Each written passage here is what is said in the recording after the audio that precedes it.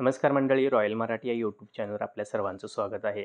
मित्रांनो, आजच्या व्हिडिओमध्ये आपण बृहन्मुंबई महानगरपालिकेत कर निर्धारण व संकलन खात्यामध्ये जवळजवळ 178 जागांसाठी भरती आलेली आहे, त्याची सविस्तर अशी जाहिरात पाहणार आहोत.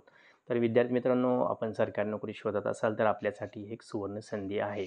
तर चला आपण व्हिडिओ स्टार्ट करूया आणि सविस्तर माहिती पाहूया.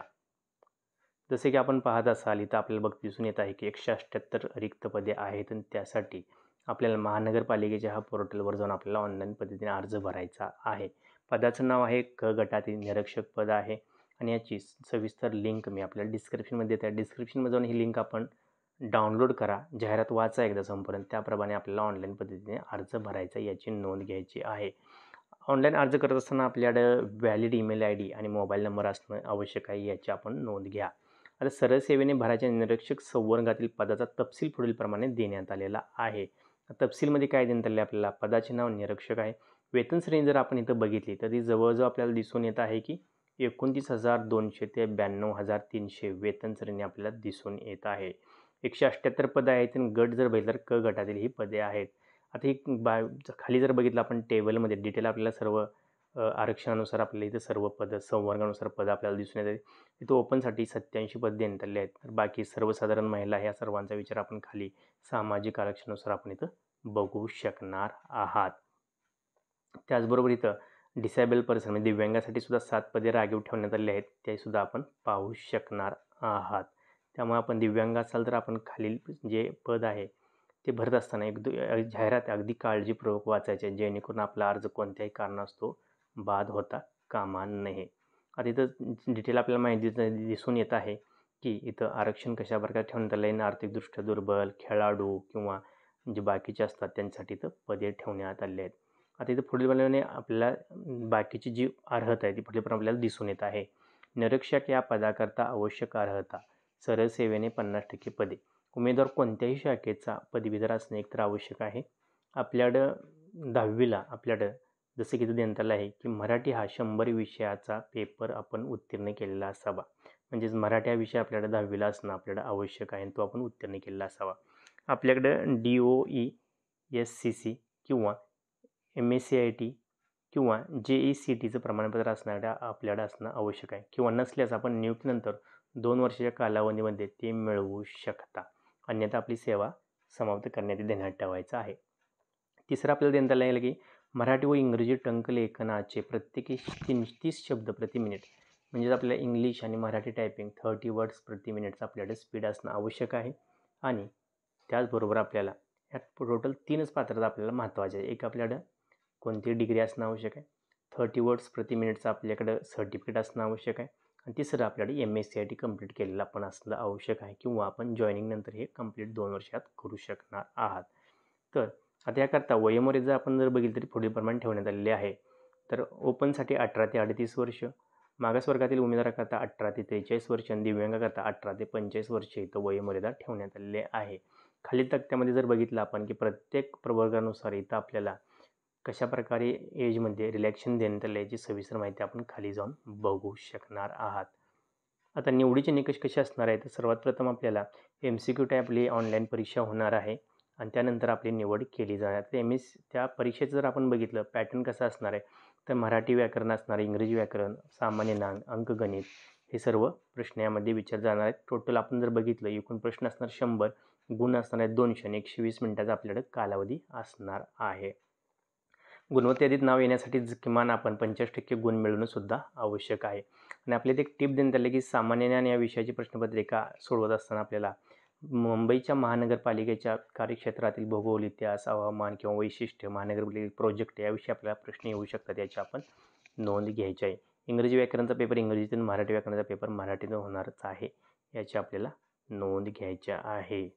तर निरीक्षक पदाची अर्हता धारण करण्यापात्र उमेदवाराची बहुपर्यायी वस्तुनिष्ठ ऑनलाईन परीक्षेसाठी प्राप्त केलेल्या एकूण गुणाच्या आधारे निवड होणार आहे, याची आपण नोंद घ्यायची आहे. आता ऑनलाईन अर्ज करण्याची मार्गदर्शन आपल्याला सूचना कशी दिली आहे की ऑनलाईन पद्धतीनेच फक्त आपल्याला हा अर्ज करायचा आहे. यासाठी ह्या पोर्टलवर जाऊन आपण अर्ज करू शकणार आहात, किंवा अधिक माहितीसाठी आपल्या अर्ज करण्यात काही प्रॉब्लेम येत असेल तर ह्या दिलेल्या कॉल सेंटरच्या नंबरवर सुद्धा आपण कॉल करू शकणार आहात. तिथं आपल्याला टाईम दिलेला आहे आणि वेळसुद्धा देण्यात आलेला आहे, त्यानुसार आपण कॉल करून अधिक माहिती घेऊ शकता. आता ऑनलाईन अर्ज करण्याचे वेळापत्रक जर आपण बघितले आहे की 20/9/2024 ते 19/10/2024च्या दरम्यान आपण अर्ज करू शकणार आहात. म्हणजेच 20 सप्टेंबर 2024 ते 19 ऑक्टोबर 1 महिन्याचा कालावधी आपल्याला इथं देण्यात आलेला आहे. आणि अर्ज करत असताना आपल्याला बघितलं ऑनलाईन पद्धतीने शुल्क भरण्याकरता आपल्याला ओपन कॅटेगरीकरता ₹1000, इतर मागासप्रवर्गीय उमेदवाराकरता ₹900 व अनाथ आरक्षणाअंतर्गत अर्ज करू इच्छिणाऱ्या उमेदवाराकरता ₹900 अशा प्रकारचे इथं परीक्षा शुल्क ठेवण्यात आलेले आहे. आणि ते विशेष म्हणजे टिप देण्यात आली की परीक्षा शुल्क हे नॉन रिफंडेबल आहे, याची आपण नोंद घ्यायची आहे. कोणत्याही कारणास्तव परीक्षा भरती प्रक्रिया स्थगित रद्द झाल्यास उमेदवारास पदभरती शुल्क परत करता येत नाही, याची आपण नोंद घ्यायची आहे. आपण जर दिव्यांग कॅटेगरीमधून अर्ज भरत असेल तर ही संपूर्ण माहिती आपल्याला वाचायची आहे. त्यात कोणत्या गोष्टी आपल्याला सांगितल्या आहेत किंवा काही सूचना दिल्या असेल तर त्याचे आपल्याला पालन करायचं आहे, याची आपण नोंद घ्यायची आहे. आता आपण अर्ज ऑनलाईन पद्धतीने भरल्यानंतर जी आपली चलन पावती आहे, परीक्षा फी एक्झाम पावती आहे, ती आपल्याला व्यवस्थित ठेवायची आहे. आणि ती पावती आपण आपलं हॉल तिकीट घेऊन आपण परीक्षेसाठी जात असताना ते आपल्यासोबत घेऊन जाणं बंधनकारक आहे. त्याचबरोबर हॉल तिकीटसोबत आपल्याकडं आधार कार्ड, पॅन कार्ड किंवा एखादं कोणतंही ओळखपत्र असणं आवश्यक आहे. त्यानुसारच आपल्याला हॉल सेंटर परिसेंटरमध्ये आपल्याला एंट्री दिली जाणार आहे. त्यामुळे आपण त्याची नोंद घ्यायची आहे. आता इथं आपल्याला तसं लिहिण्यात पण आलेलं आहे की सर्व उमेदवारांनी खालील कागदपत्रासह ऑनलाईन परीक्षेला उपस्थित राहणं आवश्यक आहे. खालीलपैकी कोणतेही कागदपत्र नसल्यास उमेदवाराला परीक्षेला उपस्थित राहू दिले जाणार नाही. सविस्तर अशी सूचना देण्यात आली आहे. परीक्षेसाठीचे वैध प्रवेशपत्र म्हणजे हॉल तिकीट, मूळ फोटो ओळखपत्र जसे की आधार कार्ड किंवा पॅन कार्ड, फोटो ओळखपत्राची छायांकित प्रत, त्याची आपण प्रिंट घेऊन जाऊ शकता. परीक्षा शुल्क ऑनलाईन भरलेली पावती, जे की आपण UPI किंवा नेट बँकिंगच्या माध्यमातून भरणार आहात, त्याची पावती आपल्याला असणं आवश्यक आहे, याची आपण नोंद घ्यायची आहे. तर अशी सविस्तर माहिती आपल्याला देण्यात आलेली आहे. या जाहिरातीमध्ये आपण सर्व इम्पॉर्टंट ज्या बातम्या आहेत त्या पाहिलेल्या आहेत मला वाटते. आणि त्यानुसार जर आपल्याला काही प्रश्न आणि शंका असतील तर जरूर आम्हाला कळवा. त्यानुसार आम्ही तुम्हाला मदत करायचा प्रयत्न करू.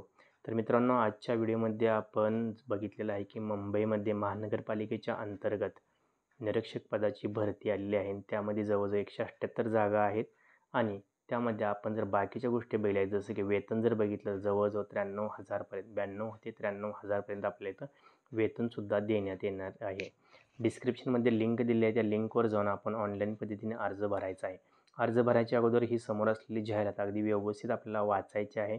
व्यवस्थित जाहिरात वाचल्यानंतर आपण कोणत्या कॅटेगरीमधून अर्ज भरणार आहोत, कोणत्या प्रवर्गातून आपण अर्ज भरणार याची सूचना आपण फॉलो करायची आहे. त्यानुसार आपण ऑनलाईन पद्धतीने अर्ज भरताना फोटो, सिग्नेचर आणि कोणते डॉक्युमेंट विचारले असतील तर ते व्यवस्थित अपलोड करायची आहे. त्यानंतर अर्जाची प्रिंट डाउनलोड करून प्रिंट करून आपल्याजवळ ठेवायची आहे. आणि परीक्षेला जात असताना आवश्यक ती डॉक्युमेंट जसे की हॉल तिकीट असो, ओळखपत्र असो, ते व्यवस्थित आपल्याला घेऊन जायचं आहे. आणि त्यानंतर आपण ह्या परीक्षा व्यवस्थित पद्धतीने आपल्याला द्यायची आहे. जसं मी तुम्हाला सांगितलं, ही परीक्षा होत असताना आपण मुंबईचा इतिहास, मुंबईचं हवामान किंवा मुंबईची वैशिष्ट्याचा अभ्यास आपण जरूर करावा, जेणेकरून आपण जी परीक्षा MCQ टाईप होणार आहे त्यामध्ये आपल्याला सर्वात जास्त प्रश्न हे सोपे जावावेत. तर मित्रांनो, व्हिडिओ शेवटपर्यंत पाहिल्याबद्दल आपल्या सर्वांचे हार्दिक आभार. अशाच नवीन नवीन व्हिडिओ करता चॅनलला सबस्क्राईब करा, व्हिडिओ लाईक करा, जेणेकरून अशाच नवीन नवीन भरतीची माहिती ही आपल्याला सर्वात प्रथम मिळत राहू. जय हिंद, जय महाराष्ट्र.